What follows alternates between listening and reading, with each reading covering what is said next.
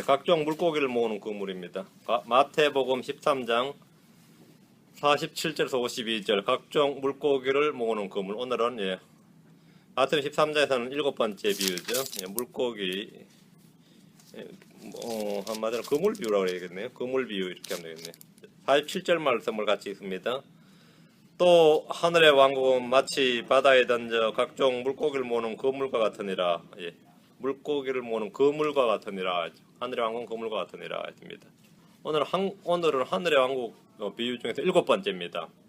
주님께서 무리들과 제자들에게 하늘의 왕국은 뭐뭐와 같으니라, 뭐뭐와 같으니라, 뭐뭐와 같으니라 이 말씀하신 비유를 좀 살펴보고 있는데, 첫 번째로 언급하신 게 이제 씨 뿌린 자의 비유는 뭐뭐와 같으리라는 표현이 없습니다. 첫 번째 비유는 그 7번 중에서 6번은 하늘의 왕국은 뭐뭐와 같으니라 이래 되어 있는데, 첫 번째 비유는 그냥 주님께서 비유로 말씀하신 것일 뿐이지 이것은 하늘의 왕국의 비유다 이렇게 말씀하지는 않으셨습니다.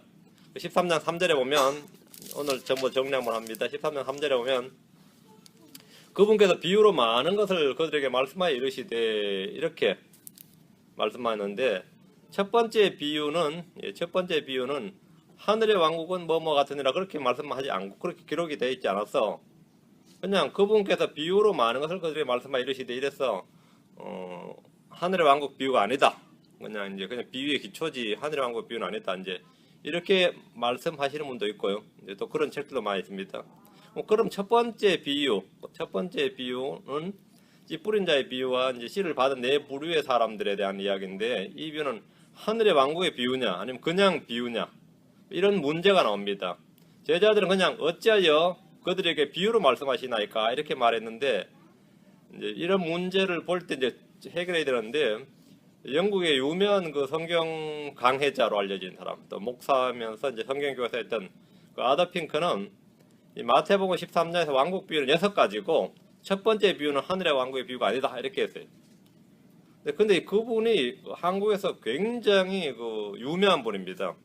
아더 핑크는 이제 매튜엘리와 더불어서 한국의 장로교 목사님들이면 안 보는 사람이 없는, 그분 책을 안 보는 사람이 없을 겁니다. 그 정도로 유명한 분인데, 그분이 그런 식으로 이제 주해를 했기 때문에 그렇게 이제 따라서 많이 하십니다. 많이 이제 하죠. 첫 번째, 근데 제가 이제 여기서 가르칠 때 저희 교회에서는 이제 첫 번째 비유는 하늘 왕국의 비유다 이렇게 이제 했는데, 마태복음 13장 3절부터 9절까지 첫 번째 왕국 비유로 이제 강의를 하고 그렇게 가르쳤는데, 이유는 11절 때문입니다. 11절. 제자들이 주님께 질문을 했는데, 하늘의 왕국의 신비들을 아는 것이 너희에게는 허락되었으나 그들에게는 허락되지 아니하였기 때문이니라. 주님께서 이렇게 말씀을 하셨습니다. 주님께서 그게 하늘의 왕국의 신비들을 하고 말씀을 해주셨다는 거죠. 하늘의 왕국 뭐뭐와 같으니라 이 말씀은 안 나오는데, 그것이 하늘의 왕국의 신비란 것은 11절에 나온다는 거죠. 11절에 주님께서 비유로 말씀하신 씨 뿌리는 자와 씨가 뿌려진 밭에 관한 것, 네 부류의 사람들에 관한 것은 하늘의 왕국에 관한 말씀임을 주님께서 친히 밝혀주셨습니다. 주님은 왜 하늘의 왕국의 신비들을 비유로 말씀하셨는지를 13장 11절부터 17절까지 자세하게 설명을 해주셨습니다. 그렇죠? 주님은 왜 왕국의 신비들을 비유로 말씀하셨느냐 이거죠.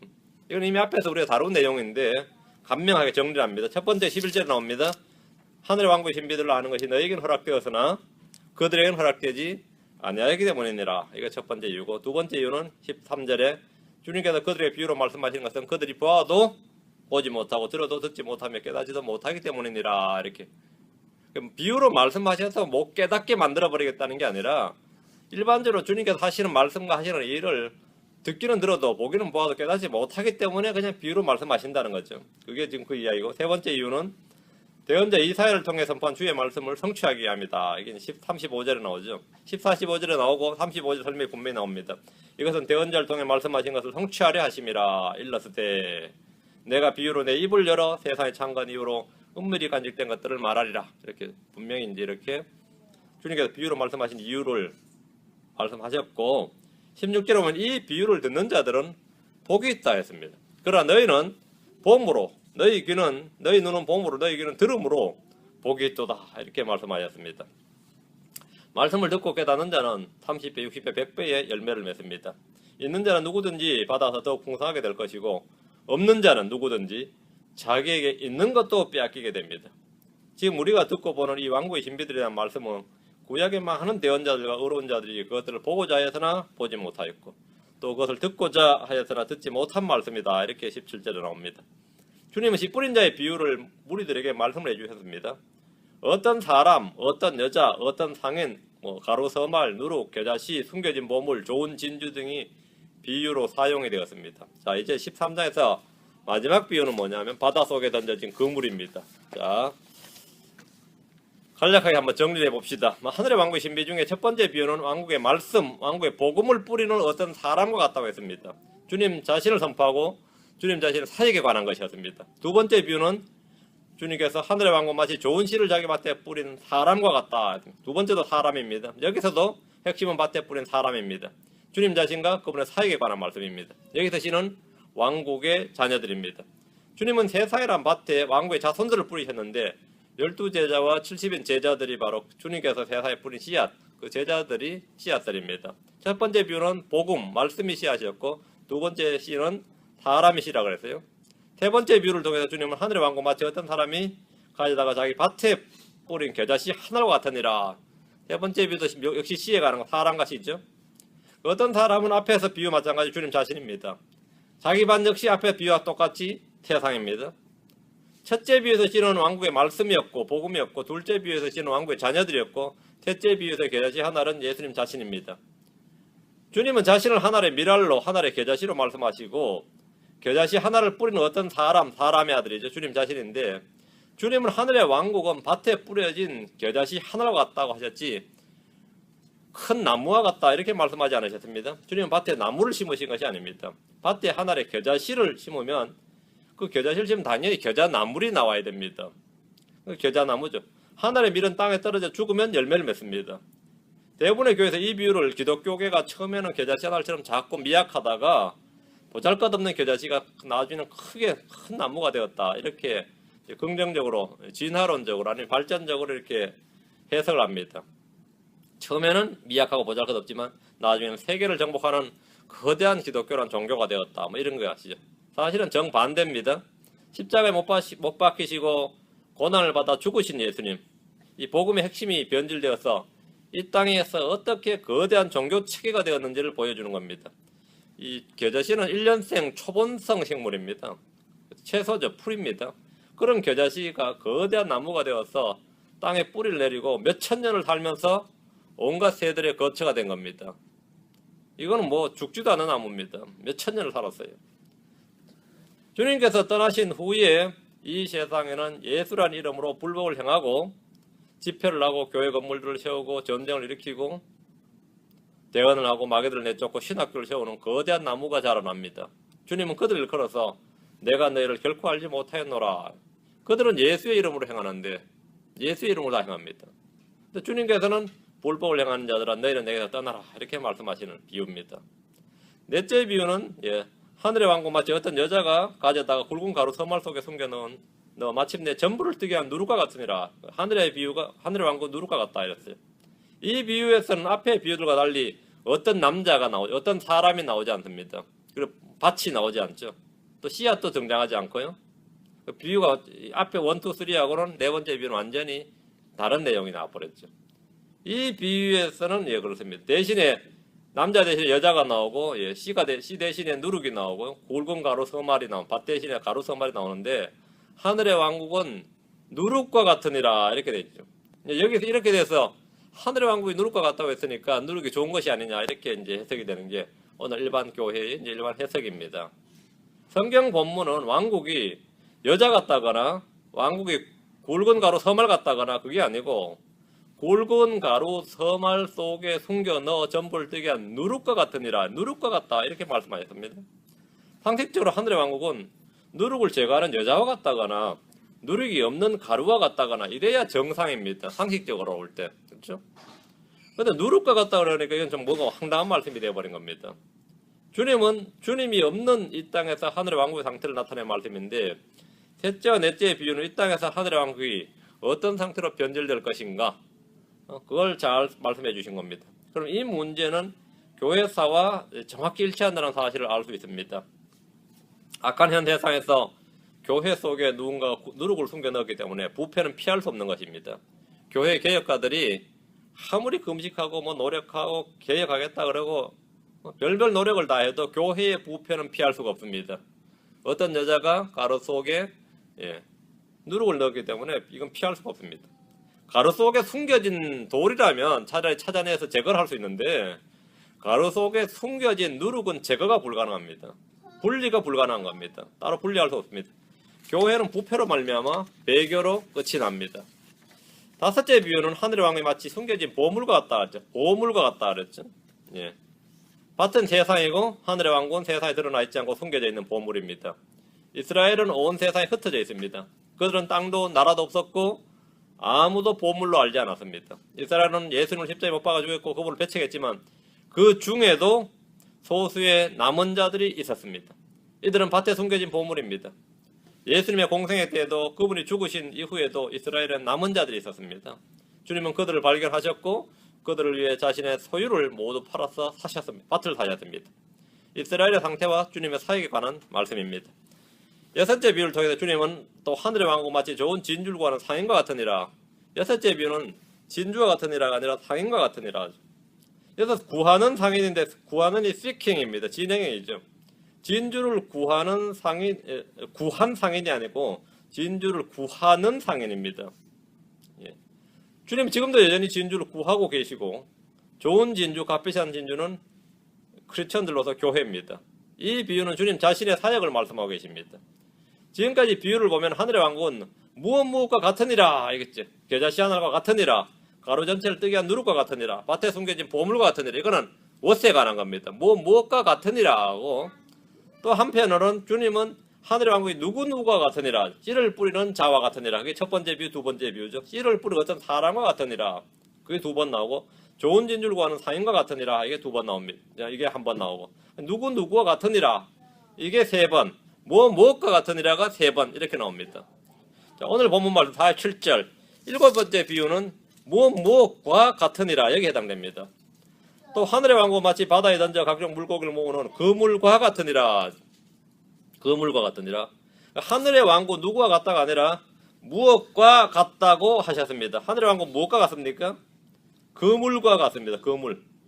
하늘의 왕국은 마치 바다에 던져 각종 물고기를 모으는 그물과 같다. 주목하셔야 됩니다.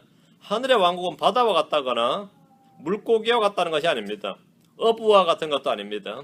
하늘의 왕국은 그물과 같습니다. 바다 속에 던져 넣어진 그물과 같습니다. 판에서 새 잡는 그물이나 짐승을 잡는 그물이 아니라 바다 어망이죠. 그러니까 한마디로 어망 그물과 같다 그랬어요. 그물 같다. 제자들 중에 어부 출신들이 많았던지라 이 비유는 아마 제자들에게 아주 가장 실감나게 와닿을지도 모릅니다. 베드로와 요한과 야고보 등은 바다나 배나 그물이나 물고기 등에는 나름 일가견이 있는 사람들입니다. 하늘의 왕국은 고기를 잡는 어부들과 같다고 했으면 제자들이 자신들을 걷는 말인 줄로 아마 알고 좋아했을 겁니다. 주님께서 제자들을 부르실 때 나를 따르라 내가 너희를 사람들 낚는 어부가 되게 하리라 이렇게 말씀하셨습니다. 그들은 갈릴리 바다에서 물고기를 잡았지만 주님을 따른 후에는 세상이란 바다에서 사람들을 낚는 어부가 될 것이라고 하셨습니다. 그런데 주님께서 마치 바다에서 각종 물고기를 잡는 어부와 같으리라 이렇게 말씀하지 않으시고 바다에 던져 각종 물고기를 모으는 그물과 같으니라 이렇게 말씀을 하셨습니다. 본문을 있는 그대로 읽고 이해해야 됩니다. 바닷속에 하늘의 왕국은 바닷속에 던져진 그물과 같다. 그물을 던진 사람들은 그것을 끌어올릴 때까지 고기들을 정확히 다 알 수 없습니다. 그게 몇 마리인지 얼마나 모였는지 그 모양이나 형태나 이거 다 알 수 없습니다. 그물을 던진 사람들은 그것을 끌어올릴 때까지 끌어올린 후에야 이제 고기를 알 수 있습니다. 그물은 그냥 각종 물고기를 모읍니다.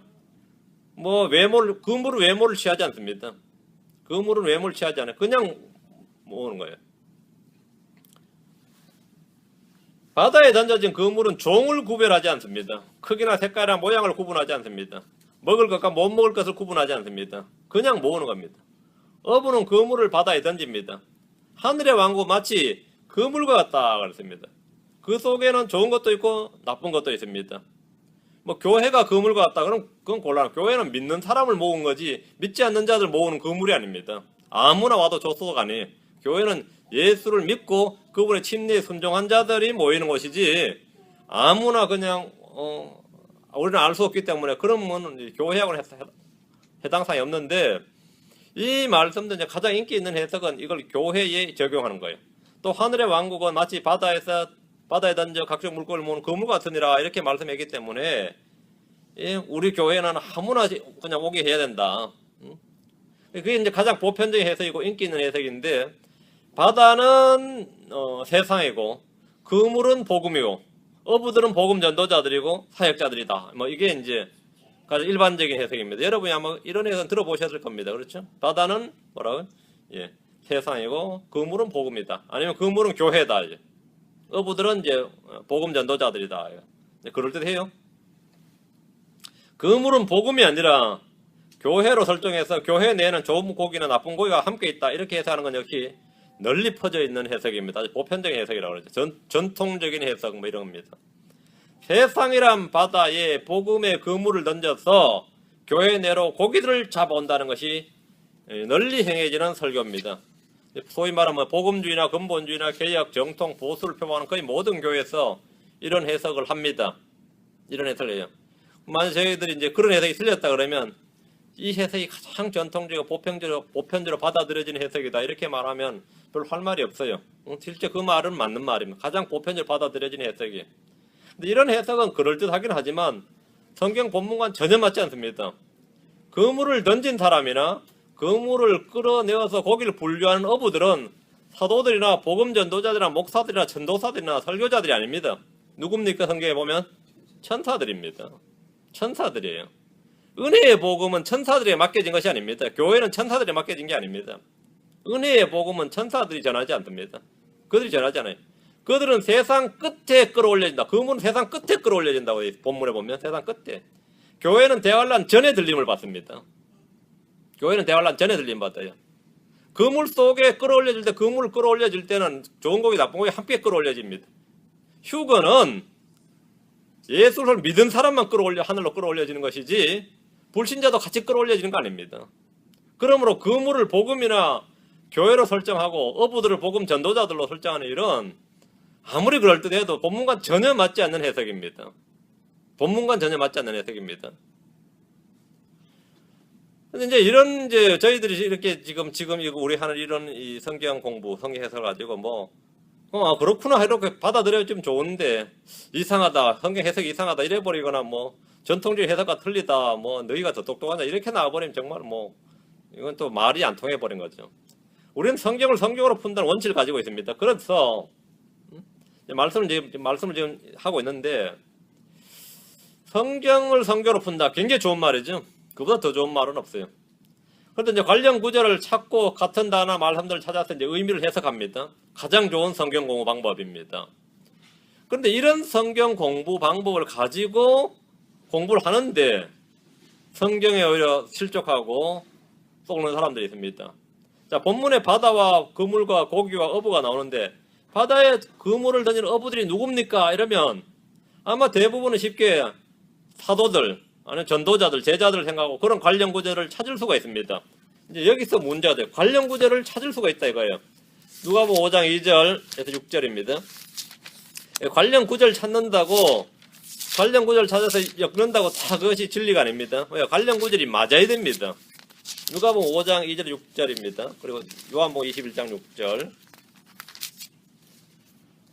배 두 척이 호수에 세워져 있는 것을 보시니라. 그러나 어부들은 배에서 나와 자기들의 그물들을 싣더라. 그분께서 그 배들 중 하나에 오르셨는데 그것은 시몬의 배더라. 그분께서 그가 무태에서 조금 나갈 것을 그에게 청하시고 앉아서 배에서 사람들을 가르치시더니 이제 말씀을 그치시고 시몬에게 이르시되 깊은 데로 가서 너희 그물을 내려 한번 끌어당기라 하시매 시몬이 응답하여 그분께 이르되 선생님이 우리가 밤새도록 수고하여서도 아무것도 잡지 못하였으나 그럼에도 불구하고 선생님의 말씀에 따라 내가 그물을 내리리다 하고 그들이 이 일을 행하니 심히 많은 물고기가 잡혀 그들의 그물이 찢어지니라. 그물과 어부, 바다 다 나왔죠. 그게 관련 구절이다 이거예요.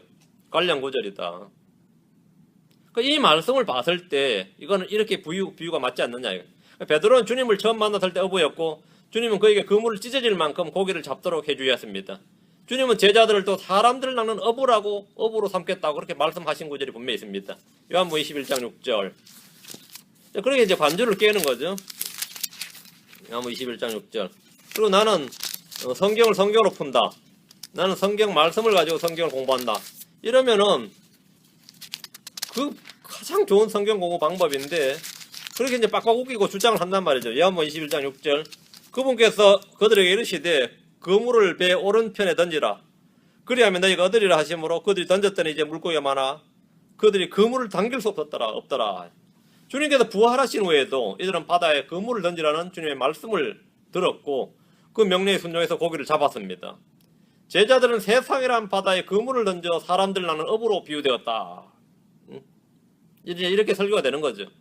자, 그러면 이런 관련 구절들을 본문의 비유에 적용하면 그렇게 해석하면 어떻게 되느냐는 겁니다. 어떻게 됩니까? 스스로 성경에 실족하고 속는 겁니다. 다른 거 없어. 속는 거예요. 여러분이 관련 구절 찾아서 깨웠다고 그게 다 진리가 아닙니다. 왕국 비유에서 그물을 던지는 그들, 그물을 물가로 끌어내는 이들은 제자들이 아니라 천사들입니다. 49절에 천사들이에요. 13장 49절에 세상 끝에도 이러하리라 천사들이 와서 의인들 가운데서 사악한 자들을 갈라내어 천사들이 바로 그들입니다. 그로 사도들에 관련된 제자들에 관련된 그물 또는 바다 이 어부에 관한 관련 구절은 아무리 몇백 구절을 뽑아내도 그건 진리가 아닙니다. 진리가 아니에요. 근데 이제 성경을 조금 공부하는 분들은 요점에 각별히 조심해야 됩니다.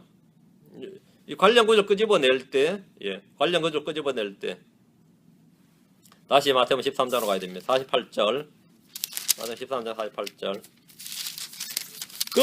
그물이 가득 차매 그들이 그것을 물가로 끌어내고 앉아서 좋은 것을 모아 그릇에 담고 나쁜 것을 버려느니라. 일반적으로 어부들은 바다에 그물을 던진 다음에 얼마 있다가 곧바로 끄집어내서 몇 마리의 고기라도 있으면 분리해내고 또다시 그물을 던지고 반복합니다. 밤새도록 이런 일을 합니다. 그런데 지금 본문에는 그물을 던진 다음에 바로 끄집어낸 게 아니라 그물이 가득 차매 그것을 물가로 끌어냈습니다. 바다에 던져 넣어서 그물이 가득 찰 때까지 기다리고 있었습니다. 그들이 그것을 물가로 끌어내어 48절에 대부분의 주석서들에서 그들을 제자들 또는 복음 전도자들이 말하지만 이것은 오류입니다. 그들이 누구인지는 주님께서 친히 세상 끝에 있는 천사들 이렇게 밝히 설명해 주셨습니다. 이와 다른 모든 설명과 모든 해석은 아무리 그럴듯해도 모두 거짓이고 오릅니다.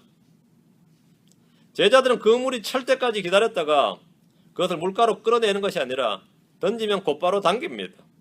그물이 가득 차매 이 말씀은 농부가 수확하는 모습과 흡사합니다. 농부가 수확할 때에 알곡과 가라지를 분리하듯이 어부는 그물에서 좋은 것과 나쁜 것을 분리해서 좋은 것을 모아서 그릇에 담고 나쁜 것은 버렸습니다. 세상 끝에 수확한 농부들이 천사들이었듯이 그들을 끌어내어 고기를 분리해서 담는 어부 역시 천사들입니다. 자, 49절 50절입니다.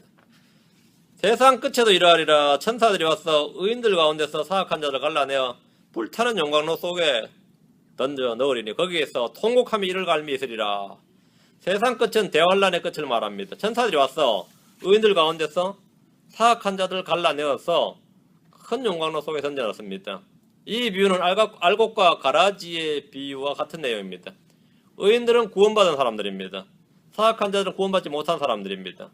대환란이 끝날 때 주님은 천사들을 세상으로 보내셔서 땅의 수확물을 거두십니다. 농부는 자기 밭에서 수확한 알곡과 가라지를 분리합니다. 어부는 끌어내어 그물에서 좋은 고기와 나쁜 고기를 분리합니다. 목자는 염소들로부터 양을 분리합니다. 그러니까 일일이 분리한다 그랬습니다. 이것이 바로 왕국의 비유에서 말하는 세상 끝에서 하는 일입니다. 세상 끝에 하는 일. 세상 끝에 천사들이 와서 의인들 가운데서 사악한 자를 갈라내어서 불타는 용광로 속에 던져 넣는데 이는 지옥에 던져 넣는 것을 말합니다. 주님은 불법을 행하는 자들에게 내게서 떠나라 이렇게 말씀하실 뿐 아니라 마태복음 25장 41절에는 너희는 내게서 떠나 마귀와 그의 천사들을 위하여 예비된 영존하는 불에 들어가라 이렇게 말씀합니다. 불타는 용광로는 지옥불을 말하는데 문자적인 실제 공간입니다. 실제 장소입니다.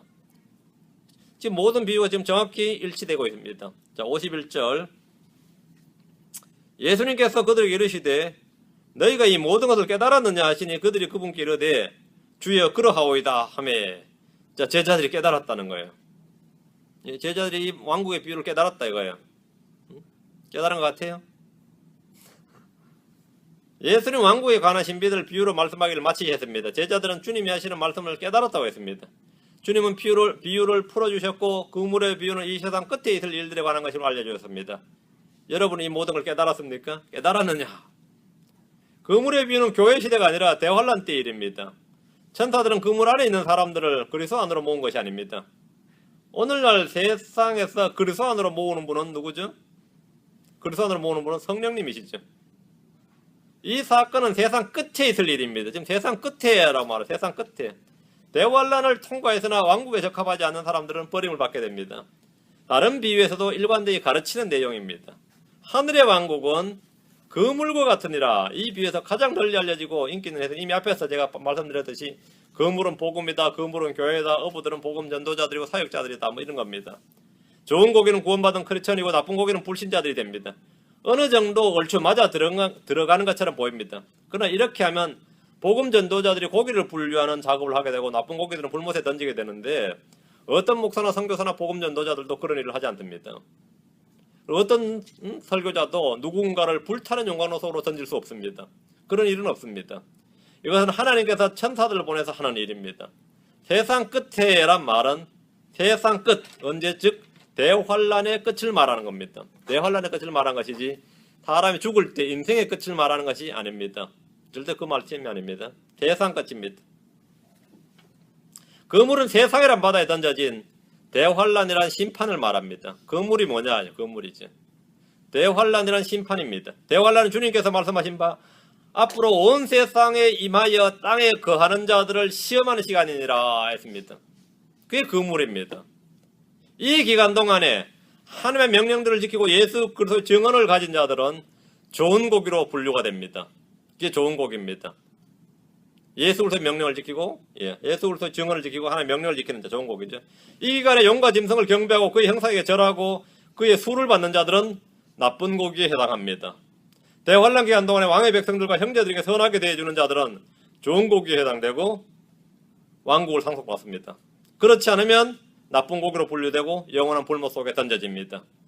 세상이란 바다에 던져진 대환란이란 그물이 펼쳐지고 그 속에 있는 고기들은 천사들에 의해서 모두 끌어내어서 분류가 됩니다. 이것이 지금 7번째 비유입니다. 이 그물이 무엇이냐? 이거 완전히 뭐 극과 극이 다른 겁니다. 이 그물이 무엇이냐? 52절입니다. 예, 그분께서 그들에게 이르시되 그러므로 하늘의 왕국에 관하여 가르침을 받은 서기관마다 마치 자기 보고에서 새 것과 옛 것을 내오는 집주인과 같으니라. 서기관들은 주의 말씀을 필사하고 그 말씀을 보존을 하는 자들인데 구약의 에스라가 대표적인 서기관들이죠. 서기관이고 율법사고 율법사에 있으면 서기관이었죠. 하늘의 왕국에 관하여 지금 이 가르침을 받은 서기관들은 이 가르침을 받지 못한 서기관들과 완전히 구분됩니다. 좋은 서기관은 마치 자기 보고에서 새 것과 옛 것을 내오는 집주인과 같다고 했습니다. 여기서 자기 보고가 뭡니까? 자기 보고에서 그랬어요. 자기 보고에서 좋은 것과 나쁜 걸 내온다. 마태복음 12장 앞으로 와서 35절. 마태복음 12장 35절입니다. 선한 사람은 마음에 선한 보고에서 선한 것들을 내고 악한 사람은 악한 보고에서 악한 것들을 내느니라. 보고가 뭡니까 그럼? 보고가. 왕국의 가르침을 받은 서기관은 자기 마음속에 이 말씀을 담아두고 간직함으로 이 말씀들을 마음에서 끄집어냈다요. 가르칠 수가 있습니다. 말할 수가 있단 말입니다. 보고는 바로 자기 마음입니다. 마음의 보고를 말합니다. 이 가르침을 받은 서기관은 왕국에 관하여 가르침을 받은 서기관마다 자기 보고에서 새 것과 옛 것을 내오는 집주인과 같다. 집주인은 당연히 자기 자신이에요. 자기 마음에서 자기가 끄집어내니까. 새 것과 옛 것을 내오는 집주인이란 말에서 우리는 구약과 신약의 모든 말씀을 가르쳐야 함을 알 수 있습니다. 주님은 왕국의 비유를 통해서 신약시대 즉 대환란 때까지의 이 땅의 상태에 대해서 말씀을 하셨습니다. 아직 신약 성경이 완성되지 않은 때였고 주어지지 않은 때였고 신약교회가 세워지기 전입니다. 지금 주님께서 말씀하실 때는. 그러나 이 말씀을 통해서 새 것에 관해서 말씀, 옛 것은 뭐 당연히 있고 새 것과 옛 것에 대해서 말씀을 해주고 있습니다. 우리는 이스라엘의 서기관들이 아니라 하나님의 신비들 맡은 청지기들입니다. 하나님의 신비들 맡은 청지기들이고, 청지기들은 어떻게 된다고요? 예, 나누어주는 자들입니다. 나누어주는. 왕국의 신비들을 맡았으면 왕국의 신비들을 나누어줘야 됩니다. 자기 마음의 보고에서 새 것과 옛 것을 내오는 집주인과 같이 이 말씀의 은혜와 진리를 모두에게 나누어 줄 수 있도록 해야 됩니다. 그것이 바로 청지기들입니다. 왕국의 신비들을 보고 듣고 보고 아는 자들은 복이 있습니다. 지금 선포하는 이런 말씀들은 모두에게 알려져 있지 않고 누구나 깨닫는 진리가 아닙니다. 주님께서 비유로 말씀하신 이 진리는 당대 대부분의 유대인들이 알지 못했고 오늘날 대부분의 신학자들이 알지 못하는 내용입니다. 이게 뭐 어려워서가 아니라 하여튼 그렇습니다. 실제가. 주님께서 비유로 말씀하신 것은 말씀을 어렵게, 알기 어렵게, 깨닫기 어렵게 만들어 놓은 것이 아니라 마음이 비뚤어진 자들에게 진리를 가리기 위한 것입니다. 그러나 듣는 자는 더 알고 더 많이 가지게 하시기 위함입니다. 깨닫는 자에게는 모든 것이 쉽고 명백합니다. 이 내용 자체는 전혀 어려운 것이 아닙니다. 이로써 하늘의 왕국 비유는 7가지 비유는 13장에 나오는 7가지 비유는 마치고 또 계속해서 하늘의 왕국 비유를 나가도록 하겠습니다. 오늘 여기까지. 말씀을 여러 번 깊이 묵상하시고 의미를 정확히 깨달아 놓으시기 바랍니다. 자, 기도합시다. 위대하시고 거룩하신 주 하나님 감사합니다. 주님께서 은혜와 복을 주셔서 저에게 이 귀한 말씀을 허락해 주심을 감사합니다. 계속해서 말씀을 들을 수 있는 귀를 주시고 볼 수 있는 눈을 주시고 깨닫는 마음을 주셔서 저희가 이 말씀을 저희 마음에 보고에 쌓아둘 수 있도록 해주시고 이것을 내어오는 집주인과 같은 그런 선한 청지기들, 신실한 청지기가 되도록 도와주시옵소서. 저희가 신비들 맡은 청지기들이라고 말씀하신 그대로 저희가 주께서 주신 것들을 내어놓고 이것들을 나누어주는 그런 종들이 되도록 도와주십시오. 아버지 하나님, 주님 오신 그날에 저희가 참 선하고 참 신실한 일꾼들로 다 인정받게 하시고 또 칭찬받도록 도와주십시오. 감사를 드리며 우리 주 예수 그리스도 기도합니다. 아멘.